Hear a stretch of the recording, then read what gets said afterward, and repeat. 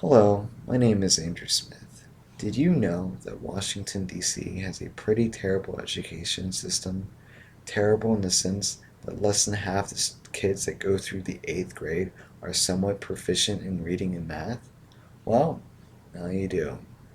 According to a press release from the D.C. public school system, the percentage of students that are decent, and that is stretching the term, the most basic forms of math and reading are at 46% and 42% respectively. That is absolutely ridiculous. As our nation's capital, Washington, D.C. should have a premier school district. It needs to be an example of premier schooling and education. Oh, wait, I forgot to mention. It is an example of piss poor management and budgeting. That's right, our nation's capital has the highest cost per student average in the entire country. That is to say, that fact is based on state averages, of course.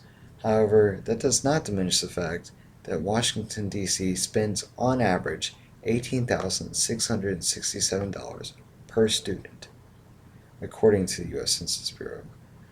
Now, I will give DC the well known fact that it has an extremely high cost of living, but I do not think that the cost of living increase can justify spending so much money with the resulting product.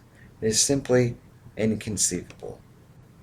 After going through the released budget plan from the DC public school system, all I was able to garner, as well as all of these news reporters shown here, was that the administration does not want us, the public, knowing too much about the budget. So, the teacher salary averages at around $90,000. After a little bit of digging on these salaries and cost of living websites shown here, as well as some quick calculator skills, I discovered that DC teachers are being overpaid by roughly $12,000. $12,000 per teacher, and DC employs 40 or 4,000 teachers. That is an extra $48 million wasted.